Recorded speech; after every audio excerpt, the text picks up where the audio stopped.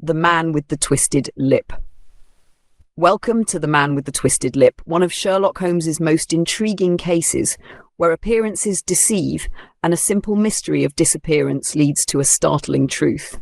As Holmes peels back layers of disguise and motive, we are reminded that reality is often far stranger than it seems. If you enjoy thoughtful storytelling and classic mysteries brought to life, please consider supporting this content. Your support helps keep these stories alive and allows more great tales to reach listeners like you. The Man with the Twisted Lip, Arthur Conan Doyle. Ezer Whitney, brother of the late Elias Whitney, D.D., principal of the Theological College of St. George's, was much addicted to opium.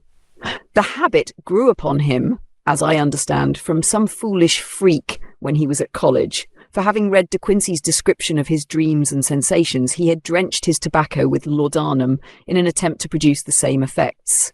He found, as so many more have done, that the practice is easier to attain than to get rid of, and for many years he continued to be a slave to the drug, an object of mingled horror and pity to his friends and relatives. I can see him now with yellow, pasty face, drooping lids and pinpoint pupils, all huddled in a chair, the wreck and ruin of a noble man. One night, it was in June 89, there came a ring to my bell, about the hour when a man gives his first yawn and glances at the clock. I sat up in my chair and my wife laid her needlework down in her lap and made a little face of disappointment. "A patient," said she. "You'll have to go out." I groaned, for I was newly come back from a weary day. We heard the door open, a few hurried words, and then quick steps upon the linoleum. Our own door flew open, and a lady, clad in some dark-coloured stuff, with a black veil, entered the room. "You will excuse my calling so late," she began, and then, suddenly losing her self-control, she ran forward, threw her arms about my wife's neck, and sobbed upon her shoulder. "Oh, I'm in such trouble," she cried. "I do so want a little help." "Why?" said my wife, pulling up her veil. "It is Kate Whitney." "How you startled me, Kate. I had not an idea who you were when you came in." "I didn't know what to do, so I came straight to you." That was always the way. Folk who were in grief came to my wife like birds to a lighthouse. "It was very sweet of you to come. Now you must have some wine and water and sit here comfortably and tell us all about it. Or should you rather that I sent James off to bed?" "Oh, no. I want the doctor's advice and help too. It's about Ezer. He has not been home for 2 days. I am so frightened about him." It was not the first time that she had spoken to us of her husband's trouble, to me as a doctor, to my wife as an old friend and school companion. We soothed and comforted her by such words as we could find. Did she know where her husband was? Was it possible that we could bring him back to her? It seems that it was. She had the surest information that of late he had, when the fit was on him, made use of an opium den in the farthest east of the city. Hitherto his orgies had always been confined to one day, and he had come back, twitching and shattered in the evening. But now the spell had been upon him 48 hours, and he lay there, doubtless among the dregs of the docks, breathing in the poison or sleeping off the effects. There he was to be found, she was sure of it, at the Bar of Gold in Upper Swandam Lane. But what was she to do? How could she, a young and timid woman, make her way into such a place and pluck her husband out from among the ruffians who surrounded him? There was the case, and of course there was but one way out of it. Might I not escort her to this place? And then, as a second thought, why should she come at all? I was Ezer Whitney's medical advisor, and as such I had influence over him. I could manage it better if I were alone. I promised her on my word that I would send him home in a cab within 2 hours if he were indeed at the address which she had given me. And so in 10 minutes I had left my armchair and cheery sitting room behind me, and was speeding eastward in a hansom on a strange errand, as it seemed to me at the time, though the future only could show how strange it was to be. But there was no great difficulty in the first stage of my adventure. Upper Swandam Lane is a vile alley lurking behind the high wharves which line the north side of the river to the east of London Bridge. Between a slop shop and a gin shop, approached by a steep flight of steps leading down to a black gap like the mouth of a cave, I found the den of which I was in search. Ordering my cab to wait, I passed down the steps, worn hollow in the centre by the ceaseless tread of drunken feet. and by the light of a flickering oil lamp above the door, I found the latch and made my way into a long, low room, thick and heavy with the brown opium smoke and terraced with wooden berths, like the forecastle of an emigrant ship. Through the gloom, one could dimly catch a glimpse of bodies lying in strange, fantastic poses, bowed shoulders, bent knees, heads thrown back and chins pointing upward, with here and there a dark, lacklustre eye turned upon the newcomer. Out of the black shadows, there glimmered little red circles of light, now bright, now faint, as the burning poison waxed or waned in the bowls of the metal pipes. The most lay silent, but some muttered to themselves, and others talked together in a strange, low, monotonous voice, their conversation coming in gushes, and then suddenly tailing off into silence, each mumbling out his own thoughts and paying little heed to the words of his neighbour. At the farther end was a small brazier of burning charcoal, beside which on a three-legged wooden stool there sat a tall, thin old man, with his jaw resting upon his two fists and his elbows upon his knees, staring into the fire. As I entered, a sallow Malay attendant had hurried up with a pipe for me and a supply of the drug, beckoning me to an empty berth. "Thank you, I have not come to stay," said I. "There is a friend of mine here, Mr. Isa Whitney, and I wish to speak with him." There was a movement and an exclamation from my right, and peering through the gloom, I saw Whitney, pale, haggard and unkempt, staring out at me. "My God!" "It's Watson," said he. He was in a pitiable state of reaction, with every nerve in a twitter. "I say, Watson, what o'clock is it?" "Nearly 11. "Of what day?" "Of Friday, June 19th. "Good heavens, I thought it was Wednesday." "It is Wednesday. What do you want to frighten a chap for?" He sank his face onto his arms and began to sob in a high treble key. "I tell you that it is Friday, man. Your wife has been waiting this 2 days for you. You should be ashamed of yourself."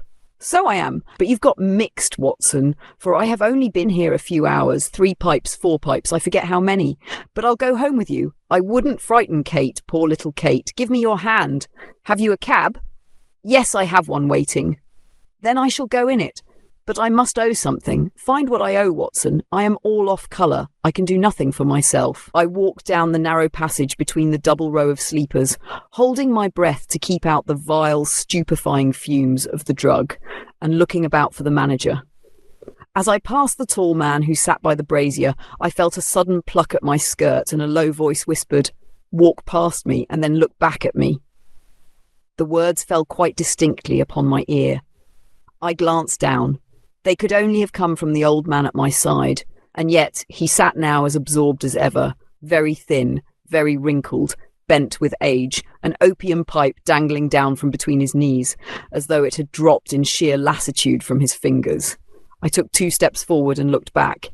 It took all my self-control to prevent me from breaking out into a cry of astonishment. He had turned his back so that none could see him, but I. His form had filled out, his wrinkles were gone, the dull eyes had regained their fire, and there, sitting by the fire and grinning at my surprise, was none other than Sherlock Holmes.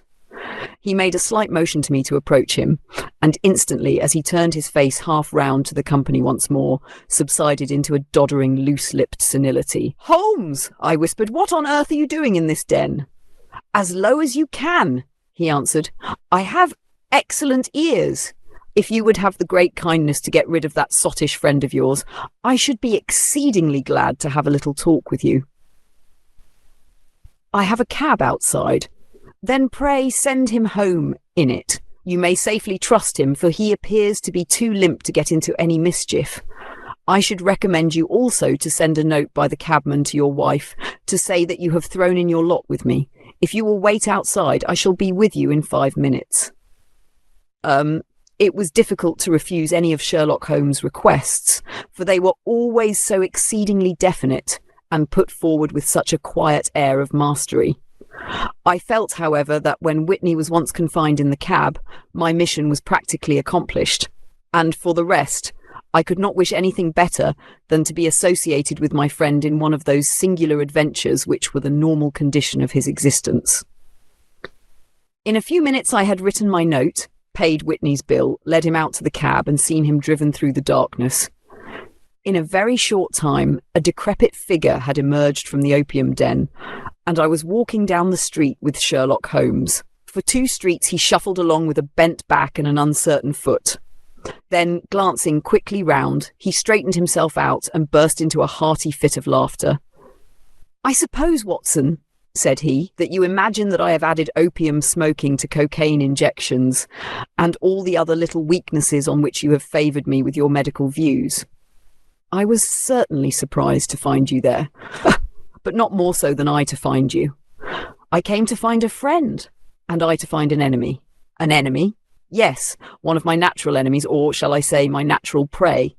Briefly, Watson, I am in the midst of a very remarkable inquiry, and I have hoped to find a clue in the incoherent ramblings of these sots, as I have done before now.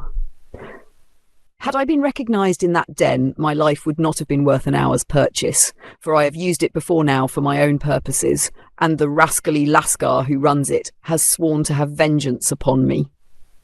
There is a trapdoor at the back of that building, near the corner of Paul's Wharf, which could tell some strange tales of what has passed through it upon the moonless nights." "What, you do not mean bodies?" Bodies, Watson.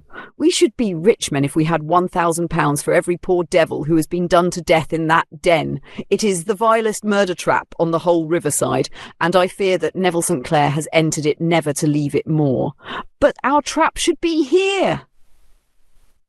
He put his 2 forefingers between his teeth and whistled shrilly, a signal which was answered by a similar whistle from the distance, followed shortly by the rattle of wheels and the clink of horses' hoofs. "Now, Watson," said Holmes, as a tall dog-cart dashed up through the gloom, throwing out 2 golden tunnels of yellow light from its side lanterns. "You'll come with me, won't you? If I can be of use." "Oh, a trusty comrade is always of use, and a chronicler still more so. My room at the Cedars is a double-bedded one." "The Cedars?" "Yes, that is Mr. St. Clair's house. I am staying there while I conduct the inquiry." "Where is it, then?" "Near Lee, in Kent. We have a 7-mile drive before us. But I am all in the dark." "Of course you are. You'll know all about it presently. Jump up here." "All right, John, we shall not need you. Here's half a crown. Look out for me tomorrow about 11. Give her head. So long, then."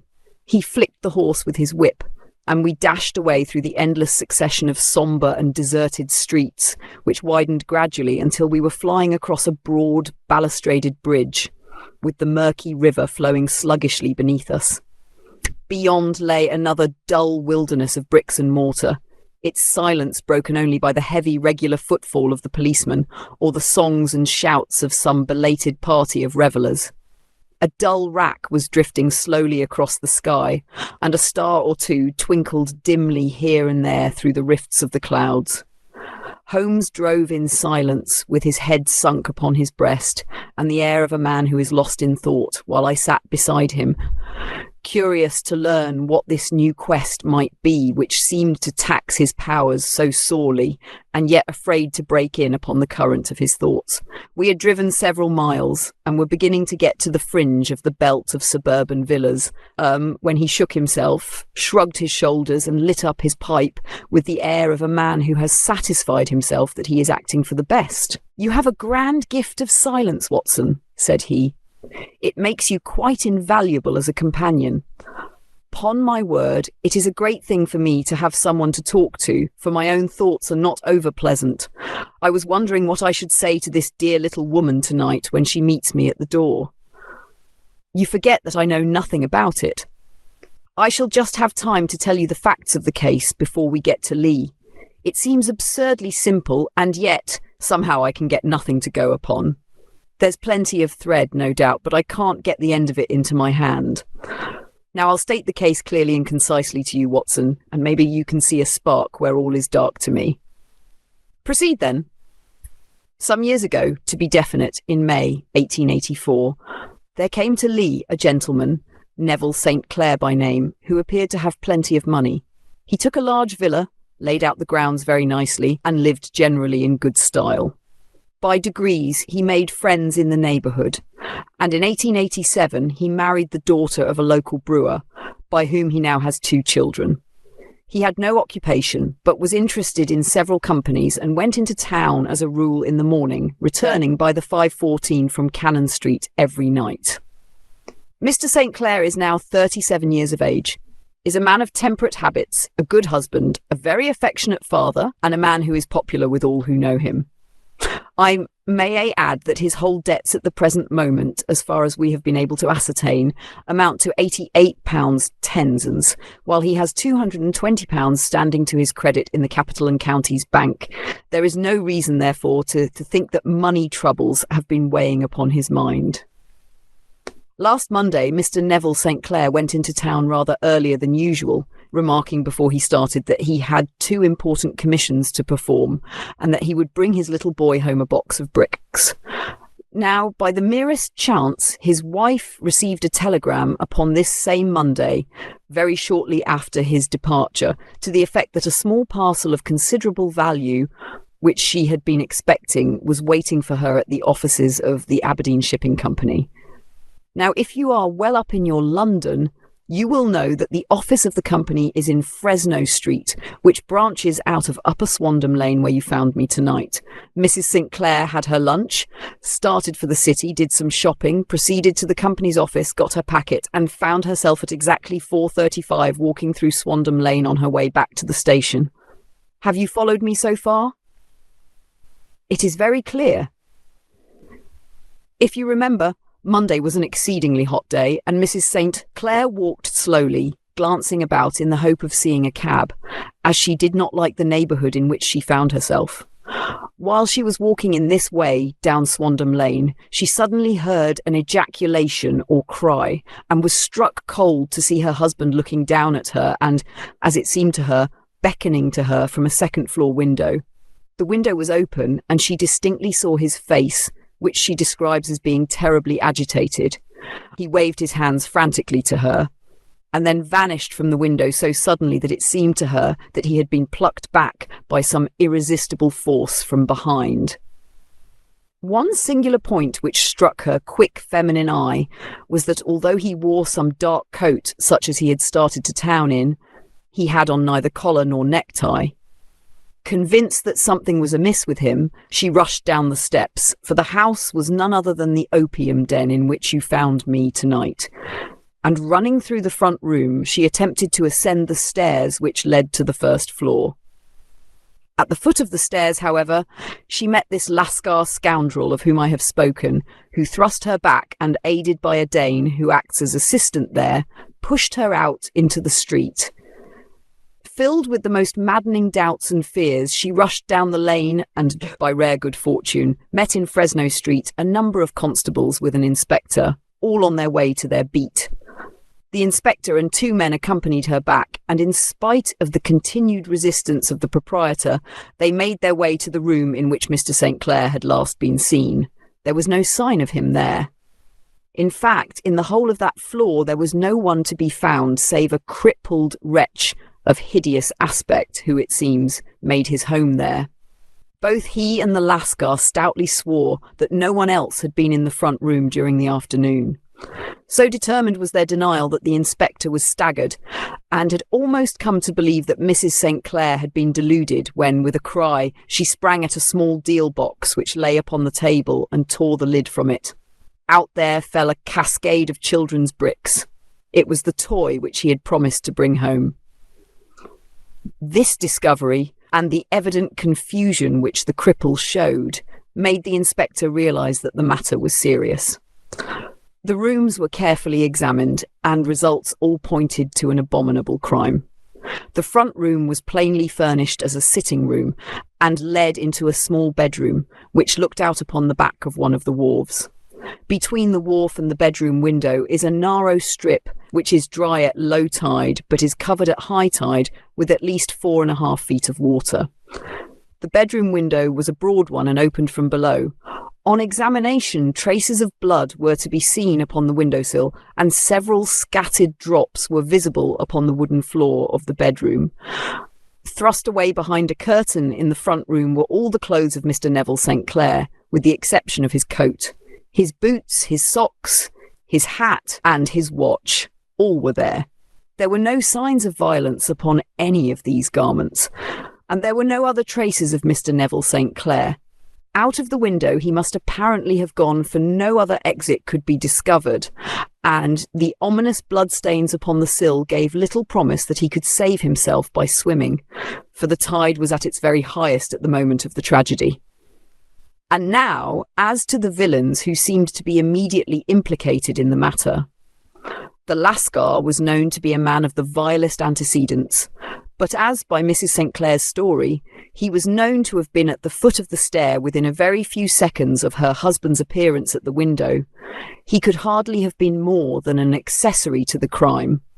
His defence was one of absolute ignorance, and he protested that he had no knowledge as to the doings of Hugh Boone, his lodger, and that he could not account in any way for the presence of the missing gentleman's clothes. So much for the Lascar manager.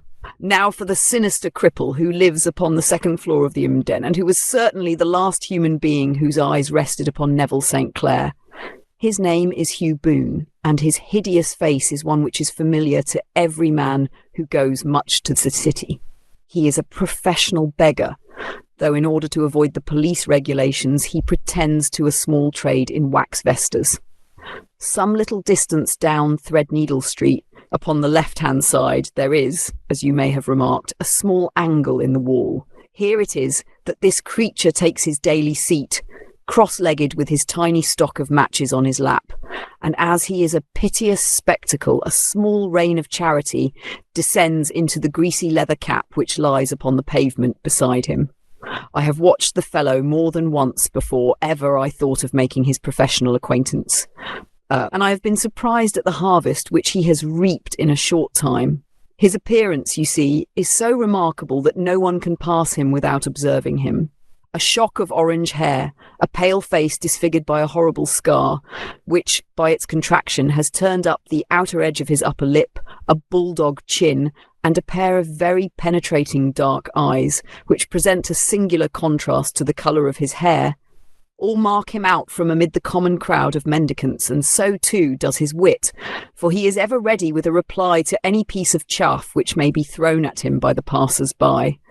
This is the man whom we now learn to have been the lodger at the opium den, and to have been the last man to see the gentleman of whom we are in quest.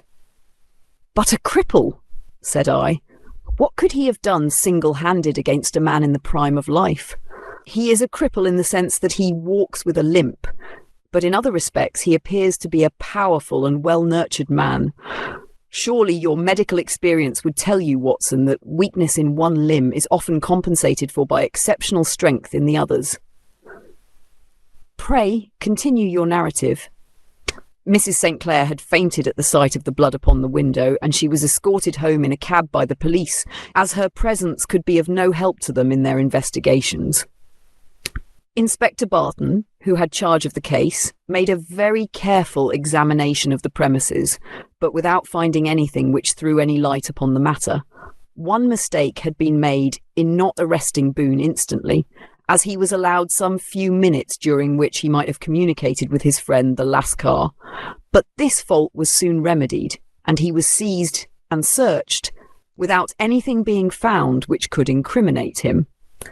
There were, it is true, some bloodstains upon his right shirt sleeve, but he pointed to his ring finger, which had been cut near the nail, and explained that the bleeding came from there, adding that he had been to the window not long before, and that the stains which had been observed there came doubtless from the same source. He denied strenuously having ever seen Mr. Neville St. Clair, and swore that the presence of the clothes in his room was as much a mystery to him as to the police. As to Mrs. St. Clair's assertion that she had actually seen her husband at the window, he declared that she must have been either mad or dreaming. He was removed, loudly protesting, to the police station, while the inspector remained upon the premises in the hope that the ebbing tide might afford some fresh clue. And it did, though they hardly found upon the mud bank what they had feared to find. It was Neville St. Clair's coat, and not Neville St. Clair, which lay uncovered as the tide receded. And what do you think they found in the pockets? I cannot imagine. No, I don't think you would guess. Every pocket stuffed with pennies and halfpennies, 421 pennies and 270 halfpennies. It was no wonder that it had not been swept away by the tide. But a human body is a different matter. There is a fierce eddy between the wharf and the house. It seemed likely enough that the weighted coat had remained when the stripped body had been sucked away into the river. But I understand that all the other clothes were found in the room. Would the body be dressed in a coat alone? No, sir, but the facts might be met speciously enough. Suppose that this man Boone had thrust Neville St. Clair through the window. There is no human eye which could have seen the deed. What would he do then? It would of course instantly strike him that he must get rid of the telltale garments. He would seize the coat then and be in the act of throwing it out when it would occur to him that it would swim and not sink. He has little time, for he has heard the scuffle downstairs when the wife tried to force her way up, and perhaps he has already heard from his Lascar confederate that the police are hurrying up the street. There is not an instant to be lost. He rushes to some secret hoard where he has accumulated the fruits of his beggary, and he stuffs all the coins upon which he can lay his hands into the pockets to make sure of the coat's sinking. He throws it out, and would have done the same with the other garments had not he heard the rush of steps below, and only just had time to close the window when the police appeared. It certainly sounds feasible. Well, we will take it as a working hypothesis for want of a better. Boone, as I have told you, was arrested and taken to the station, but it could not be shown that there had ever before been anything against him. He had for years been known as a professional beggar, but his life appeared to have been a very quiet and innocent one. There the matter stands at present, and the questions which have to be solved. What Neville St. Clair was doing in the opium den, what happened to him when there, where is he now, and what Hugh Boone had to do with his disappearance, are all as far from a solution as ever. I confess that I cannot recall any case within my experience which looked at the first glance so simple, and yet which presented such difficulties. While Sherlock Holmes had been detailing this singular series of events, we had been whirling through the outskirts of the great town until the last straggling houses had been left behind, and we rattled along with a country hedge upon either side of us. Just as he finished, however, we drove through 2 scattered villages, where a few lights still glimmered in the windows. "We are on the outskirts of Lee," said my companion. "We have touched on 3 English counties in our short drive, starting in Middlesex, passing over an angle of Surrey and ending in Kent. See that light among the trees? That is the Cedars. And beside that lamp sits a woman whose anxious ears have already, I have little doubt, caught the clink of our horses' feet." "But why are you not conducting the case from Baker Street?" I asked. "Because there are many inquiries which must be made out here. Mrs. St. Clair has most kindly put 2 rooms at my disposal, and you may rest assured that she will have nothing but a welcome for my friend and colleague. I hate to meet her, Watson, when I have no news of her husband. Here we are. Whoa, there. Whoa." We had pulled up in front of a large villa which stood within its own grounds. A stable boy had run out to the horse's head, and springing down, I followed Holmes up the small winding gravel drive which led to the house. As we approached, the door flew open, and a little blonde woman stood in the opening, clad in some sort of light mousseline de soie with a touch of fluffy pink chiffon at her neck and wrists. She stood with her figure outlined against the flood of light, one hand upon the door, one half raised in her eagerness, her body slightly bent, her head and face protruded, with eager eyes and parted lips, a standing question. "Well?" she cried. "Well?" And then, seeing that there were 2 of us, she gave a cry of hope, which sank into a groan as she saw that my companion shook his head and shrugged his shoulders. "No good news?" "None." "No bad?" "No." "Thank God for that. But come in. You must be weary, for you have had a long day." "This is my friend, Dr. Watson. He has been of most vital use to me in several of my cases, and a lucky chance has made it possible for me to bring him out and associate him with this investigation." "I am delighted to see you," said she, pressing my hand warmly. "You will, I am sure, forgive anything that may be wanting in our arrangements, when you consider the blow which has come so suddenly upon us." my dear madam," said I. "I am an old campaigner, and if I were not, I can very well see that no apology is needed. If I can be of any assistance, either to you or to my friend here, I shall be indeed happy." "Now, Mr. Sherlock Holmes," said the lady as we entered a well-lit dining room, upon the table of which a cold supper had been laid out, "I should very much like to ask you one or two plain questions, to which I beg that you will give a plain answer." "Certainly, madam." "Do not trouble about my feelings. I am not hysterical nor given to fainting. I simply wish to hear your real opinion." "Upon what point? In your heart of hearts, do you think that Neville is alive?" Sherlock Holmes seemed to be embarrassed by the question. "Frankly now," she repeated, standing upon the rug and looking keenly down at him as he leaned back in a basket chair. "Frankly then, madam, I do not." "You think that he is dead?" "I do." "Murdered?" "I don't say that. Perhaps." "And on what day did he meet his death?" "On Monday." "Then perhaps, Mr. Holmes, you will be good enough to explain how it is that I have received a letter from him today." Sherlock Holmes sprang out of his chair as if he had been galvanized. "What?" he roared. "Yes, today." She stood smiling, holding up a little slip of paper in the air. "May I see it?" "Certainly." He snatched it from her in his eagerness, and smoothing it out upon the table, he drew over the lamp and examined it intently.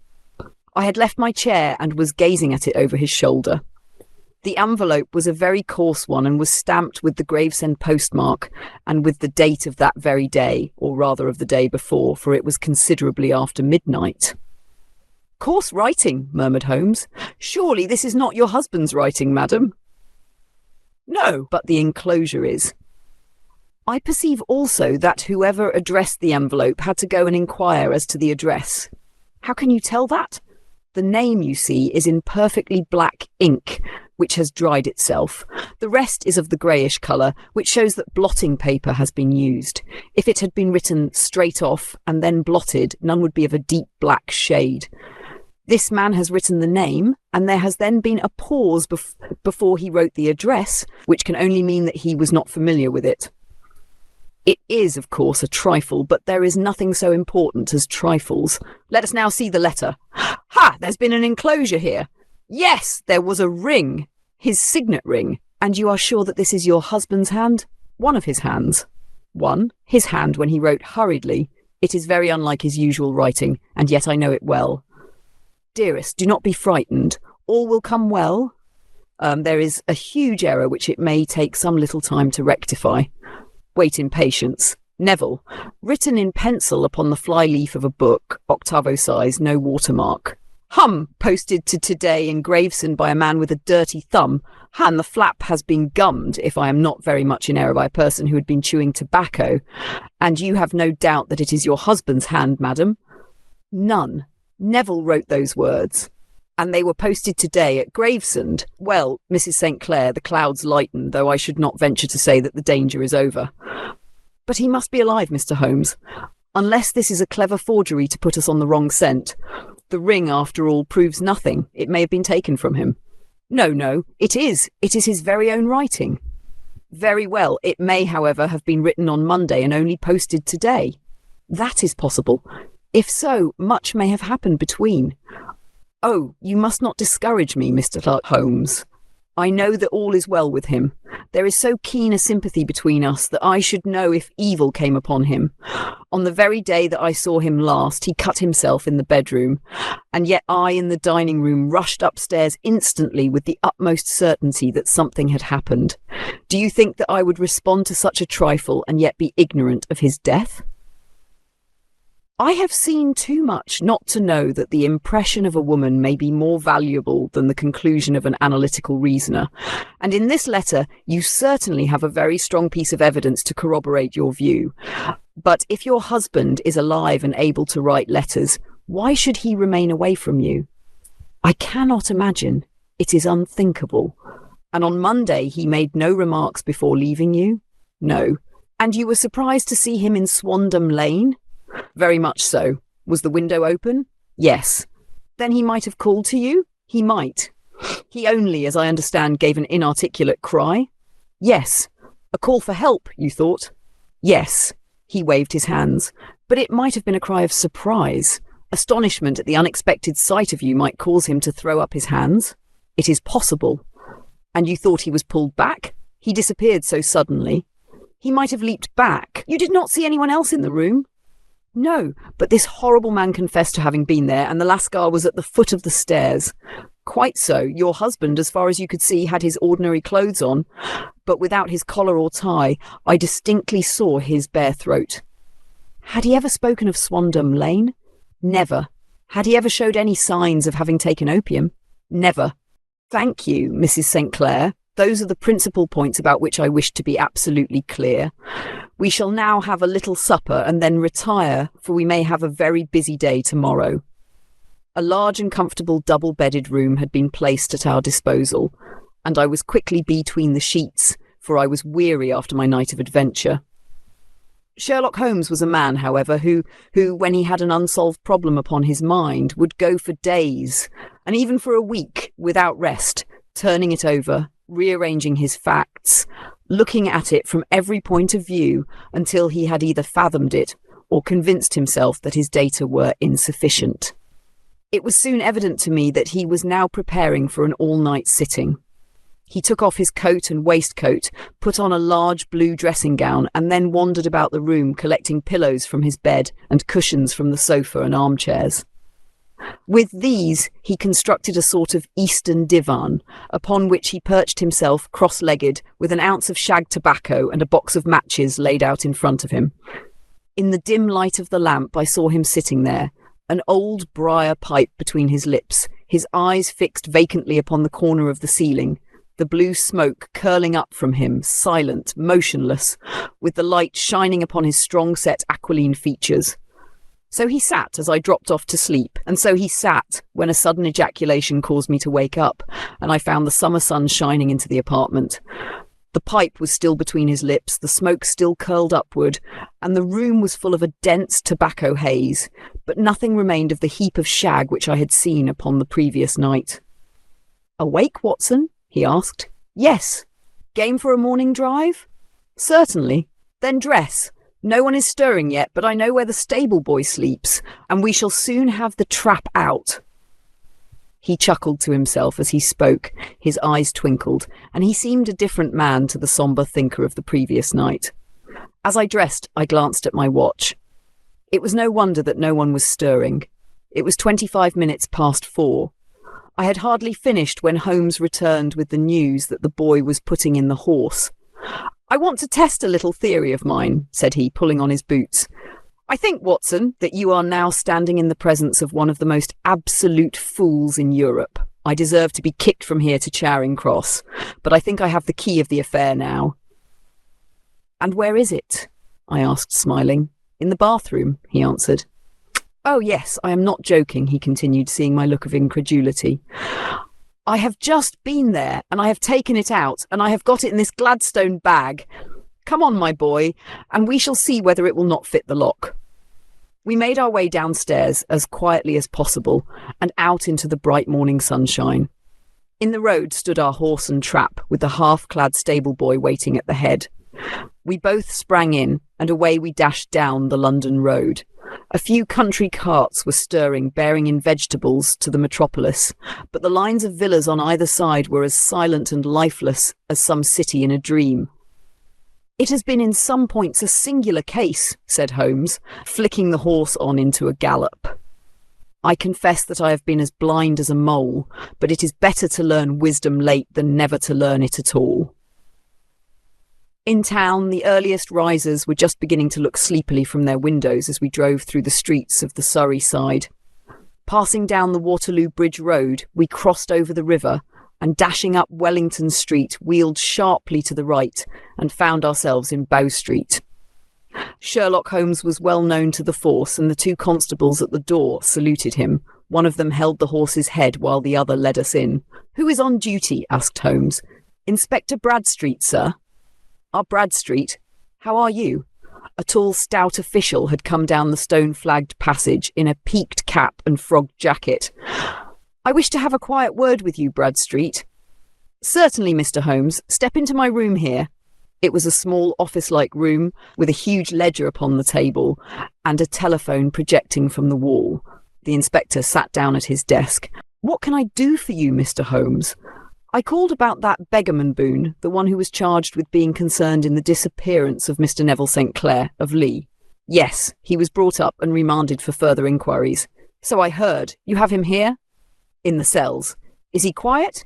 "Oh, he gives no trouble, but he is a dirty scoundrel." "Dirty?" "Yes, it is all we can do to make him wash his hands, and his face is as black as a tinker's. Well, when once his case has been settled, he will have a regular prison bath, and I think if you saw him, you would agree with me that he needed it." "I should like to see him very much." "Would you? That is easily done. Come this way, you can leave your bag." "No, I think that I'll take it."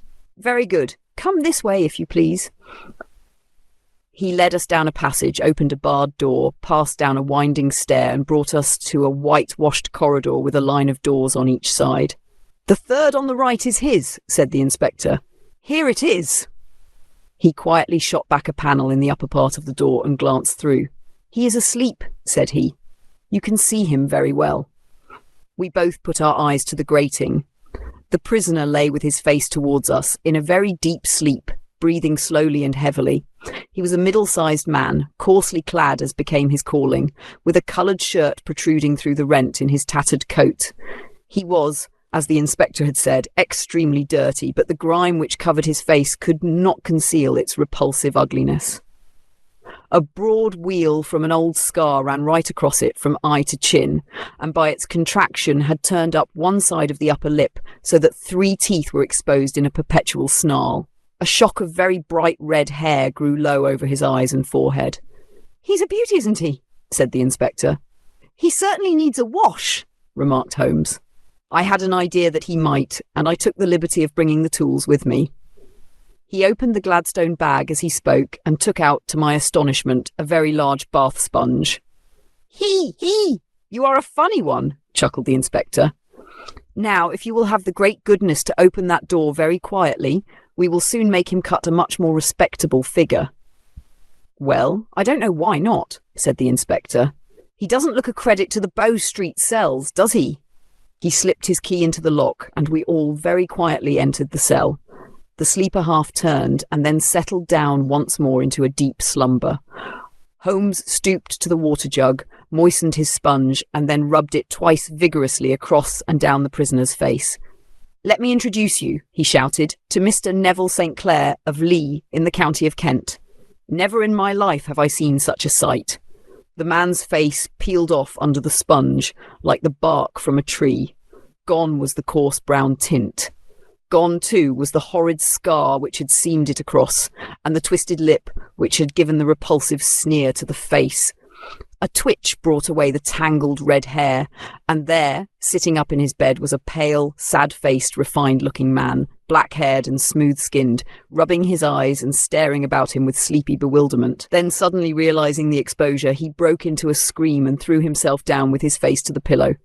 "Great heavens!" cried the inspector. "It is indeed the missing man. I know him from the photograph." The prisoner turned with the reckless air of a man who abandons himself to his destiny. "Be it so," said he. "And pray, what am I charged with?" "With making away with Mr. Neville St. "Oh, come, you can't be charged with that unless they make a case of attempted suicide of it," said the inspector with a grin. "Well, I have been 27 years in the force, but this really takes the cake. If I am Mr. Neville St. Clair, then it is obvious that no crime has been committed, and that, therefore, I am illegally detained." "No crime, but a very great error has been committed," said Holmes. "You would have done better to have trusted your wife." "It was not the wife, it was the children," groaned the prisoner. "God help me, I would not have them ashamed of their father. My God! What an exposure! What can I do?" Sherlock Holmes sat down beside him on the couch and patted him kindly on the shoulder. "If you leave it to a court of law to clear the matter up," said he, "of course you can hardly avoid publicity. On the other hand, if you convince the police authorities that there is no possible case against you, I do not know that there is any reason that the details should find their way into the papers. Inspector Brad, Street would, I am sure, make notes upon anything which you might tell us and submit it to the proper authorities. The case would then never go into court at all." God bless you, cried the prisoner passionately. I would have endured imprisonment, even execution, rather than have left my miserable secret as a family blot to my children. You are the first who have ever heard my story. My father was a schoolmaster in Chesterfield, where I received an excellent education. I travelled in my youth, took to the stage, and finally became a reporter on an evening paper in London. One day my editor wished to have a series of articles upon begging in the metropolis, and I volunteered to supply them. There was the point from which all my adventures started. It was only by trying begging as an amateur that I could get the facts upon which to base my articles. When an actor, I had, of course, learned all the secrets of making up and had been famous in the green room for my skill. I took advantage now of my attainments. I painted my face, and to make myself as pitiable as possible, I made a good scar and fixed one side of my lip in a twist by the aid of a small slip of flesh-coloured plaster. Then, with a red head of hair and an appropriate dress, I took my station in the business part of the city, ostensibly as a match seller, but really as a beggar. For 7 hours I plied my trade, and when I returned home in the evening, I found to my surprise that I had received no less than 26's 4D. I wrote my articles and thought little more of the matter until, some time later, I backed a bill for a friend and had a writ served upon me for £25. I was at my wit's end where to get the money, but a sudden idea came to me. I begged a fortnight's grace from the creditor, asked for a holiday from my employers, and spent the time in begging in the city under my disguise. In 10 days I had the money and had paid the debt. Well, you can imagine how hard it was to settle down to arduous work at £2 a week, when I knew that I could earn as much in a day by smearing my face with a little paint, laying my cap on the ground, and sitting still. It was a long fight between my pride and the money, but the dollars won at last, and I threw up reporting and sat day after day in the corner which I had first chosen, inspiring pity by my ghastly face and filling my pockets with coppers. Only one man knew my secret. He was the keeper of a low den in which I used to lodge in Swandam Lane, where I could every morning emerge as a squalid beggar, and in the evenings transform myself into a well-dressed man about town. This fellow, a Lascar, was well paid by me for his rooms, so that I knew that my secret was safe in his possession. Well, very soon I found that I was saving considerable sums of money. I do not mean that any beggar in the streets of London could earn £700 a year, which is less than my average takings, but I had exceptional advantages in my power of making up, and also in a facility of repartee, which improved by practice and made me quite a recognised character in the city. All day a stream of pennies, varied by silver, poured in upon me, and it was a very bad day in which I failed to take £2. As I grew richer, I grew more ambitious, took a house in the country, and eventually married without anyone having a suspicion as to my real occupation. My dear wife knew that I had business in the city. She little knew what. Last Monday I had finished for the day and was dressing in my room above the opium den, when I looked out of my window and saw, to my horror and astonishment, that my wife was standing in the street, with her eyes fixed full upon me. I gave a cry of surprise, threw up my arms to cover my face, and rushing to my confidant, the Lascar, entreated him to prevent anyone from coming up to me. I heard her voice downstairs, but I knew that she could not ascend. Swiftly I threw off my clothes, pulled on those of a beggar, and put on my pigments and wig. Even a wife's eyes could not pierce so complete a disguise. But then it occurred to me that there might be a search in the room, and that the clothes might betray me. I threw open the window, reopening by my violence a small cut which I had inflicted upon myself in the bedroom that morning. Then I seized my coat, which waited by the coppers which I had just transferred to it from the leather bag in which I carried my takings. I hurled it out of the window, and it disappeared into the Thames. The other clothes would have followed, but at that moment there was a rush of constables up the stair, and a few minutes after I found, rather I confess, to my relief, that instead of being identified as Mr. Neville St. Clair, I was arrested as his murderer. I do not know that there is anything else for me to explain. I was determined to preserve my disguise as long as possible, and hence my preference for a dirty face. Knowing that my wife would be terribly anxious, I slipped off my ring and confided it to the Lascar at a moment when no constable was watching me, together with a hurried scrawl telling her that she had no cause to fear. "That note only reached her yesterday," said Holmes. Good God, what a week she must have spent." The police have watched this Lascar," said Inspector Bradstreet, "and I can quite understand that he might find it difficult to post a letter. Probably he handed it to some sailor customer of his, who forgot all about it for some days." "That was it," said Holmes, nodding approvingly. "I have no doubt of it." "Wah! But have you never been prosecuted for begging?" "Many times, but what was a fine to me?" "It must stop here, however," said Bradstreet. "If the police are to hush this thing up, there must be no more of Hugh Boone. I have sworn it by the most solemn oaths which a man can take. In that case, I think that it is probable that no further steps may be taken. But if you are found again, then all must come out. I am sure, Mr. Holmes, that we are very much indebted to you for having cleared the matter up. I wish I knew how you reach your results." "I reached this one," said my friend, "by sitting upon 5 pillows and consuming an ounce of shag. I think, Watson, that if we drive to Baker Street, we shall just be in time for breakfast."